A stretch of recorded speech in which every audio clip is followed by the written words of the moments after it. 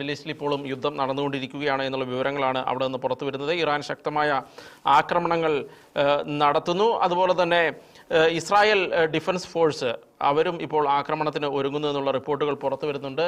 ലെബനോനിലേക്ക് ആക്രമണം നടത്താനുള്ള സാഹചര്യങ്ങളാണ് ഇപ്പോൾ നിലനിൽക്കുന്നത്. അതുമാത്രമല്ല, കുവൈറ്റ് നേരത്തെ അവരുടെ എയർ സ്പേസ് അടച്ചിരുന്നു ഇറാൻ്റെ ആക്രമണത്തെ തുടർന്ന്. അത് ഇപ്പോൾ തുറന്നിരിക്കുന്നു എന്നുള്ള വാർത്തകളും പുറത്തു വരുന്നുണ്ട്. എന്താണെങ്കിലും അമേരിക്ക ആക്രമണം അവസാനിപ്പിച്ചിട്ടില്ല എന്നാണ് അമേരിക്കയുടെ ഭാഗത്തു നിന്നുള്ള റിപ്പോർട്ടുകൾ സൂചിപ്പിക്കുന്നത്. നമ്മളോടൊപ്പം ഇപ്പോൾ ഡോക്ടർ മോഹൻ വർഗീസ് അദ്ദേഹം ചേരുന്നുണ്ട്, അന്താരാഷ്ട്ര നിരീക്ഷകൻ. എങ്ങനെ വിലയിരുത്താം അമേരിക്കയുടെ പുതിയ ആക്രമണം ഇനിയും അവസാനിപ്പിച്ചിട്ടില്ല എന്ന് പറയുന്നു. ഇതൊരു റിട്ടാലിയേറ്ററി സ്ട്രൈക്കാണ് എന്നാണ് അമേരിക്ക പറയുന്നത്. അപാച്ചെ ഹെലികോപ്റ്റർ വീഴ്ത്തിയതിനുള്ള പ്രതികാരമാണ് എന്ന് പറയുന്നു. ആക്രമണം ഇനിയും അവസാനിക്കുന്നില്ല എന്നും പറയുന്നു. എങ്ങനെ വിലയിരുത്താം? പ്രതികാര നടപടി എന്ന നിലയിൽ തന്നെയാണ് ഇപ്പോൾ അമേരിക്ക അതിനെ കാണുന്നത്. ഒരു പ്രൊട്രാക്റ്റഡ് കോൺഫ്ലിക്റ്റിനുള്ള എല്ലാ സാഹചര്യവും ഇപ്പോഴും അവിടെ ഉണ്ട്. അമേരിക്കൻ അഭിമാനമായിരുന്നു അപ്പാച്ചെ ഹെലികോപ്റ്റർ. അപ്പാച്ചെ ഹെലികോപ്റ്റർ പലപ്പോഴും ഉപയോഗിക്കുന്നത് ടാങ്കുകളെ തകർക്കാൻ വേണ്ടിയാണ്. ഇവിടെ ഇപ്പോൾ ഒരു ടാങ്ക് യുദ്ധത്തിന്റെ സാധ്യതയില്ല, കരയുദ്ധം ഇല്ലാത്തതുകൊണ്ട്. പക്ഷേ കടലിലൂടെ പോകുന്ന ഇറാന്റെ ഗൺബോട്ടുകളെ നിരീക്ഷിക്കാനായി നൂറുകണക്കിനാണ് ഇറാന്റെ ഗൺബോട്ടുകൾ പേർഷ്യൻ ഗൾഫ് മേഖലയിൽ ഒരുപക്ഷെ അമേരിക്കൻ സേനയ്ക്കോ അമേരിക്കൻ വിന്യാസങ്ങൾക്കോ ഭീഷണി സൃഷ്ടിക്കുന്നത്. അതിനെ തകർക്കാനായി അയച്ച അപ്പാച്ചെ ഹെലികോപ്റ്ററുകൾ ഒന്നിനെ ഒരു പരിധിവരെ ആക്സിഡന്റൽ എന്നാണ് ഇപ്പോൾ അതിനെ കരുതുന്നത്. ഇറാന്റെ ഒരു ഡ്രോൺ അതുമായി കൊളൈഡ് ചെയ്യുകയും അത് മനഃപൂർവ്വം അയച്ചതാണോ അതോ മിസൈലേറ്റതാണോ അതേക്കുറിച്ച് വ്യത്യസ്തമായ അഭിപ്രായമുണ്ട്. എന്തായാലും അപ്പാച്ചെ ഹെലികോപ്റ്റർ തകർന്നിരിക്കുന്നു.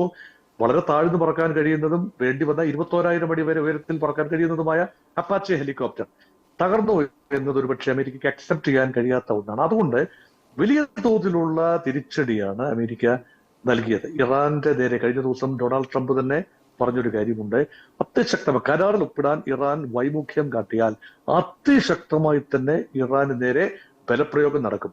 അവിടെ ഇറാന്റെ 18 കേന്ദ്രങ്ങളിലാണ് ടെഹ്റാന്റെ പടിഞ്ഞാറ് ഭാഗം.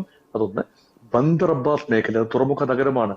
പേർഷ്യൻ ഗൾഫിന് അഭിമുഖമായി ഹോർമോസിനടുത്തുള്ള ഒരു പ്രധാന തുറമുഖമാണ് ബന്ദർ അബ്ബാസ്. ബന്ദർ അബ്ബാസിലേക്ക് ആക്രമണം നടന്നിരിക്കുന്നു. ഖർഷ് ദ്വീപിലേക്ക് ആക്രമണം നടന്നിരിക്കുന്നു. ഖിഷം ദ്വീപിലേക്ക് ആക്രമണം നടന്നിരിക്കുന്നു. അതുപോലെ അതിന് അടുത്തുള്ള ഒരുപാട് മനാഫ് പ്രദേശത്തേക്ക് ആക്രമണം ഉണ്ടായി. അതുപോലെ ഈ പാർസം ദ്വീപിലേക്ക് അല്ലെങ്കിൽ ആ ഒരു മേഖലയിലേക്ക് പ്രവിശ്യയിലേക്ക് ആക്രമണം നടന്നിരിക്കുന്നു. എന്ന് വേണ്ട ഇറാന്റെ മേഖലയിൽ കടന്നു കയറാവുന്ന തെക്കൻ മേഖല ആകമാനം ആക്രമണം നടന്നിരിക്കുന്നു. സ്വയം പ്രതിരോധത്തിന് വേണ്ടിയാണ് എന്നാണ് അമേരിക്കയുടെ ഭാഷ്യം.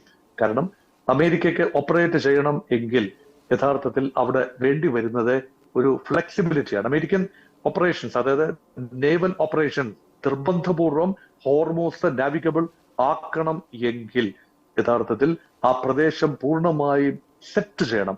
അതായത് ഇറാന്റെ കൈവശമുള്ള ഈ ഡ്രോണുകളെ നിയന്ത്രിക്കുന്ന താവളങ്ങൾ അതെല്ലാം തന്നെ തീരപ്രദേശങ്ങളിലാണ്. പേർഷ്യൻ ഗൾഫ് തീരത്തുള്ള ഈ മേൽപ്പറഞ്ഞ പ്രദേശങ്ങളിലാണ്. അതേപോലെ തന്നെ റൈഡാർ സംവിധാനങ്ങൾ, ഇറാന്റെ ഹ്രസ്വദൂര മിസൈലുകൾ, കടലിലൂടെ പോകുന്ന കപ്പലുകളെ ലക്ഷ്യം വെക്കാവുന്ന രീതിയിൽ ഹോർമോസിന് അഭിമുഖമായി പേർഷ്യൻ ഗൾഫിന് അഭിമുഖമായി സാഗ്രോസ് മലനിരകളുടെ ഇങ്ങ് തെക്ക് ഭാഗത്ത് വിന്യസിച്ചിരിക്കുന്ന ആയിരക്കണക്കിന് ലോഞ്ച് പാഡുകളാണ്. അവിടങ്ങളിലേക്കാണ് ആക്രമണം നടന്ന ഒരു ഭാഗം. അങ്ങനെ കൃത്യമായ തന്ത്രപ്രധാനമായ മേഖലയിൽ ഇറാനുള്ളിൽ കടന്നു കയറി അമേരിക്ക ആക്രമണം നടത്തിയപ്പോൾ ഏപ്രിൽ മാസം 8-ാം തീയതി നിലവിൽ വന്നു എന്ന് അമേരിക്ക തന്നെ പറയുന്ന വെടിനിർത്തൽ ഒരു മരീചികയായി മാറിയിരിക്കുന്നു. അവിടെയാണ് ഇപ്പോൾ on going talks become very very very hard. അതായത് പാകിസ്ഥാൻ മധ്യസ്ഥതയിൽ ഇപ്പോൾ നടന്നുകൊണ്ടിരിക്കുന്ന ചർച്ചകൾ, സമാധാന ചർച്ചകൾ പൂർണ്ണമായി ഒഴിവാക്കുന്നില്ല. പക്ഷേ യുദ്ധം ഒരു വഴി നടക്കുമ്പോൾ സമാധാന ചർച്ചകൾക്ക് എന്തു പ്രസക്തി? കൂടുതൽ സങ്കീർണമാകുന്ന യുദ്ധം ഈവൻ ഇന്ത്യൻ കപ്പലുകളെ പോലും വെറുതെ വിടുന്നില്ല. ഇന്ത്യൻ വംശജരുള്ള ഏതാണ്ട് 24 നാവികർ ഉണ്ടായിരുന്ന ഒരു മെഡഗാസ്കറിന്റെ പതാക വഹിക്കുന്ന കപ്പൽ ആക്രമണത്തിൽ ഭാഗികമായെങ്കിലും തകർന്നു, ഇമ്മൊബിലൈസ്ഡ് ആയി. അതിലെ 3 നാവികരെ കാണാതെയായി. 2 പേരുടെ മരണവിവരം ഇപ്പോൾ സ്ഥിരീകരിക്കുന്നു. ഇന്ത്യ അമേരിക്കയുടെ പ്രതിനിധിയെ വിളിച്ചു വരുത്തി കർശനമായ ഒരു പ്രതിഷേധം, വലിയ രൂക്ഷമായ പ്രതിഷേധം രേഖപ്പെടുത്തിയിരിക്കുകയാണ്. അതുകൊണ്ട് എസ്കലേഷൻ മോഡിലാണ്. കാരണം പേർഷ്യൻ ഉൾക്കടലിൽ മാത്രമല്ല, ഇപ്പോൾ ഒമാൻ ഉൾക്കടലും ഹോർമോസിന്റെ എല്ലാ ഭാഗങ്ങളിലും ഒരുപോലെ തന്നെ ആക്രമണം കടുക്കുന്ന കാഴ്ചയാണ്. ഇനി അടുത്ത സ്റ്റെപ്പ് എന്ന് പറയുന്ന ഹൂതികൾ കൂടി രംഗത്ത് വന്നാൽ, ഈ ചെങ്കടൽ മേഖല കൂടി കലുഷിതമായാൽ ആ മധ്യപൗരസ്ത്യ പ്രദേശം കംപ്ലീറ്റ്ലി ബ്ലോക്ക്ഡ് ആണ്.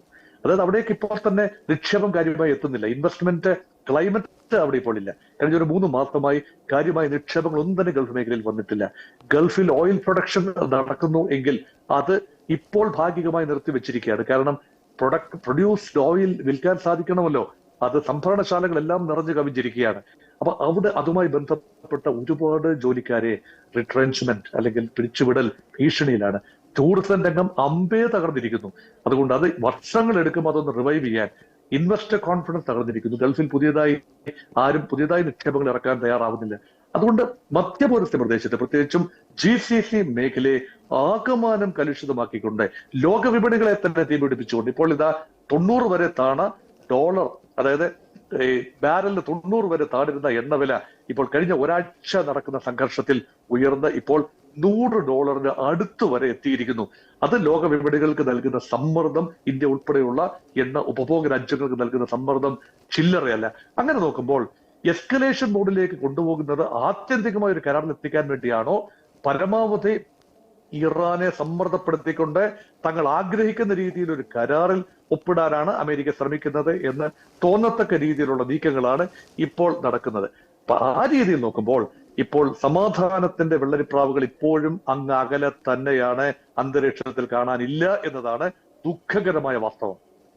മറ്റൊരു കാര്യം, കഴിഞ്ഞ ദിവസം ഒരു റിപ്പോർട്ട് കണ്ടിരുന്നു. അമേരിക്ക സാധാരണ പരമ്പരാഗതമായ രീതിയിൽ ഒരു രാജ്യത്തെ ആക്രമിച്ച് നശിപ്പിക്കുന്നതിനും അപ്പുറത്ത് ഒരു മിഡിൽ ഗ്രൗണ്ടിൽ നിന്നുകൊണ്ട് കുറച്ച് നാളത്തേക്ക് ഈ വാറ് മുന്നോട്ട് കൊണ്ടുപോവുക, സമാധാനം ഒരു വശത്തൂടെ നടക്കുന്നു, പതിയെ യുദ്ധങ്ങളും ആക്രമണങ്ങളും ഒരു വശത്തൂടെ നടക്കുന്നു. അങ്ങനെ ഒരു രീതിയിലേക്ക് ഒരുപാട് നാളുകളിലേക്ക് ഈ യുദ്ധം മുന്നോട്ട് കൊണ്ടുപോകാൻ പ്ലാൻ ചെയ്യുന്നു എന്നുള്ള ഒരു രീതിയിൽ റിപ്പോർട്ട് കണ്ടിരുന്നു. എത്രത്തോളം നമുക്ക് അതിൻ്റെ ഉള്ളിൽ വാസ്തവം കണ്ടെത്താൻ കഴിയും?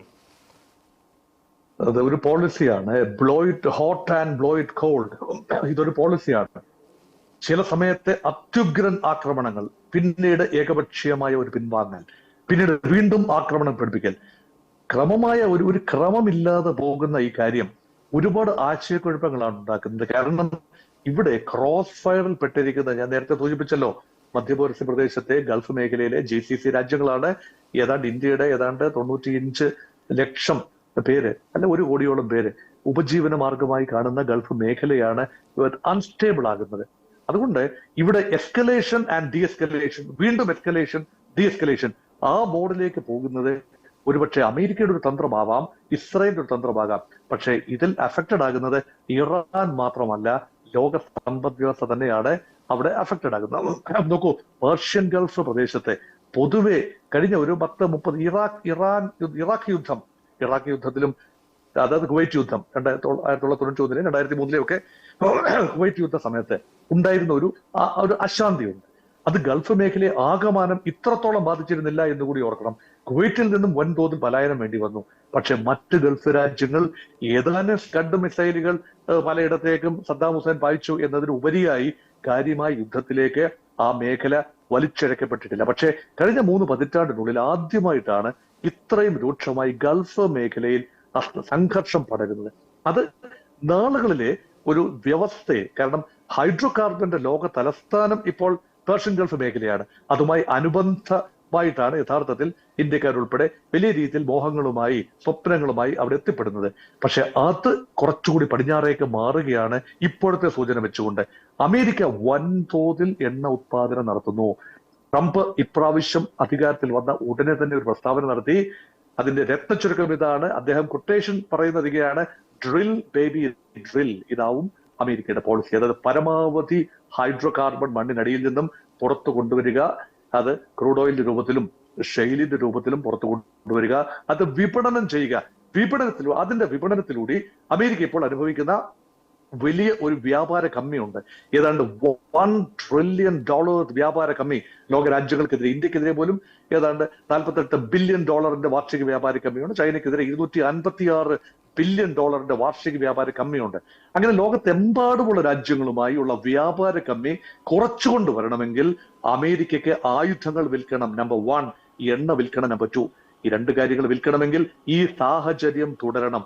അതിനുള്ള വിശാലമായ പദ്ധതിയായി പോലും ചിലർ കരുതുന്നുണ്ട്. അതുകൊണ്ട് അമേരിക്കയുടെ കൺട്രോൾ, അമേരിക്ക എപ്പോൾ എസ്കലേറ്റ് ചെയ്യുന്നു അപ്പോൾ എസ്കലേഷനും, അമേരിക്ക എപ്പോൾ ഡി എസ്കലേറ്റ് ചെയ്യുന്നു അപ്പോൾ ഡി എസ്കലേഷനും എന്ന പോളിസിയാണ് എന്ന് ഒരു കൂട്ടർ പറയുന്നു. മറ്റൊരു കൂട്ടർ പറയുന്നത് ട്രംപ് മനഃപൂർവ്വമായി ഇത് ചെയ്യുന്നതാണ് എന്ന് ചിന്തിക്കുന്നവരുമുണ്ട്. കാരണം ട്രംപ് എന്ത് പ്രസ്താവനയാണ് നടത്തുന്നത് എന്ന് ട്രംപിന് മാത്രമേ അറിയൂ. അതനുസരിച്ച് ലോക വിപണികൾ ചലിക്കും. അപ്പോൾ ഓഹരി വിപണിയിൽ അതനുസരിച്ചുള്ള നിക്ഷേപങ്ങളും പിൻവലിക്കലുകളും സാധ്യമാവും. അത് ഇൻസൈഡേഴ്സിന് മാത്രമേ സാധ്യമാവൂ. അമേരിക്കയിൽ ഏറ്റവും അധികം ഇപ്പോൾ ഗവേഷണം ചെയ്തുകൊണ്ടിരിക്കുന്നത് ട്രംപിന്റെ ഈ മലക്കം മറിച്ചിലുകളും കയറ്റിപ്പറച്ചിലുകളും പിന്മാറ്റവും എല്ലാം തന്നെയാണ്. അതിന്റെ മറവിൽ ആരെങ്കിലും ഇൻസൈഡേഴ്സ്, ട്രംപ് ഫാമിലിയിൽപ്പെട്ടവരോ ട്രംപിനോട് ചേർന്ന് നിൽക്കുന്നവരോ വൻപൻ ലാഭം ഉണ്ടാക്കുന്നുണ്ടോ എന്നത് വളരെ ശാസ്ത്രീയമായി അന്വേഷിക്കേണ്ട കാര്യവുമാണ്. നാളുകളിൽ അങ്ങനെ ഒരു അന്വേഷണം ഉൾപ്പെടെ അമേരിക്കയിൽ നടക്കാനുള്ള സാധ്യതയും തള്ളിക്കളയാനാവില്ല. അതുകൊണ്ട് വിവിധ തലങ്ങളുള്ള, വിവിധ ഡയമെൻഷൻസ് ഉള്ള ഒന്നാണ്. അത് മാത്രമല്ല, ചില രാജ്യങ്ങൾ ഊറിച്ചിരിക്കുന്നുണ്ട്. റഷ്യ ഉൾപ്പെടെയുള്ള രാജ്യങ്ങൾ ഇപ്പോൾ കൗതുകപൂർവ്വം കാണുന്നുണ്ട്. കാരണം ഇപ്പോൾ ഈ ഒരു കാര്യം, എണ്ണവില വർദ്ധിക്കുന്നത് റഷ്യക്ക് നല്ലതാണ്. റഷ്യക്കെതിരെയുള്ള ഉപരോധം കൂടി അവസാനിച്ചു കഴിഞ്ഞാൽ റഷ്യ ഒരു വൻ ശക്തിയായി തിരിച്ചു വരാൻ സാധിക്കും. എണ്ണയിലൂടെയാണ് റഷ്യ കാര്യങ്ങൾ കെട്ടിപ്പടുക്കുന്നത്, ആയുധങ്ങളിലൂടെയും എണ്ണയിലൂടെയും. അപ്പൊ സംഘർഷങ്ങൾ അവസാനിക്കേണ്ടത് റഷ്യയുടെയും താല്പര്യമൊന്നുമില്ല. പക്ഷേ തൽക്കാലത്തേക്കെങ്കിലും ഇറാൻ അനുകൂലമായ, ഇറാൻ ഒരു സാറ്റലൈറ്റ് സപ്പോർട്ടെങ്കിലും നൽകാൻ ചൈനയും റഷ്യയും തയ്യാറാവുമ്പോൾ ആ യുദ്ധം പെട്ടെന്ന് അവസാനിക്കാനും സാധ്യതയില്ല. അതുകൊണ്ട് ഏക പരിഹാരം negotiated settlement, comprehensive negotiated settlement, അതിൽ ഇസ്രയേലും പങ്കാളിയാക്കണമെന്നാണ് എന്റെ അഭിപ്രായം. ഗൾഫ് രാജ്യങ്ങൾക്കും ഇസ്രയേലിനും സുരക്ഷാ ഉറപ്പുകൾ ഉണ്ടാവണം. ഇറാന് ചില ഉറപ്പുകൾ നൽകാൻ കഴിയണം. അമേരിക്കയുടെ over exposure in the Gulf region കുറച്ചു കൊണ്ടുവരണം. ഗൾഫ് രാജ്യങ്ങൾക്ക് സമാധാനപരമായി മുന്നോട്ട് പോകാനുള്ള അന്തരീക്ഷം ഉണ്ടാകണം. എണ്ണ വിപണികൾ സുഗമമാകണം. ഹോർമോസ് തുറക്കുക എന്ന ആദ്യ പടിയിലൂടെയാണ് അത് സാധ്യമാകേണ്ടത്. അതിനൊരു കരാർ തന്നെ ഉണ്ടാവണം എന്നതാണ് എന്റെ അഭിപ്രായം. അവസാനമായി ഒരു ചോദ്യം കൂടി. ഇത്രയും നാള് നമ്മൾ ഇറാന്റെ പ്രതിരോധം കണ്ടതാണ്, ഇറാന്റെ ആക്രമണങ്ങളെല്ലാം കണ്ടതാണ്. അങ്ങ് എങ്ങനെ വിലയിരുത്തുന്നു? ഇനി ഇറാന് എത്രത്തോളം ശക്തി ഉണ്ട് എന്നാണ് അങ്ങ് വിലയിരുത്തുന്നത്? ഒറ്റ വാക്കിൽ പറഞ്ഞാൽ ഡൗൺ ബട്ട് നോട്ട് ഔട്ട് എന്ന ഒരു പ്രയോഗമുണ്ട്. അതായത് ഇറാന്റെ കേപ്പബിലിറ്റീസ് കുറെയൊക്കെ നഷ്ടപ്പെട്ടിട്ടുണ്ടാവണം. അതുപോലെ അമേരിക്കയ്ക്കും തത്തുല്യമായ നാശങ്ങൾ അമേരിക്കൻ കേന്ദ്രങ്ങളിലുണ്ട്. അമേരിക്കയുടെ 19ഓളം വൻപൻ കേന്ദ്രങ്ങളുണ്ട് ഗൾഫ് മേഖലയിൽ. അവിടെ എല്ലാം തന്നെ ഇറാൻ ആക്രമണം നടത്തിയതായി റിപ്പോർട്ടുകളുണ്ട്. അത് എത്രത്തോളം നാശനഷ്ടങ്ങൾ സംഭവിച്ചു എന്നതിനെ കുറിച്ച് കൃത്യമായ വിവരങ്ങൾ ഇൻഡിപെൻഡന്റ് ആയി ഒരു മാധ്യമവും പുറത്തുവിടുന്നില്ല.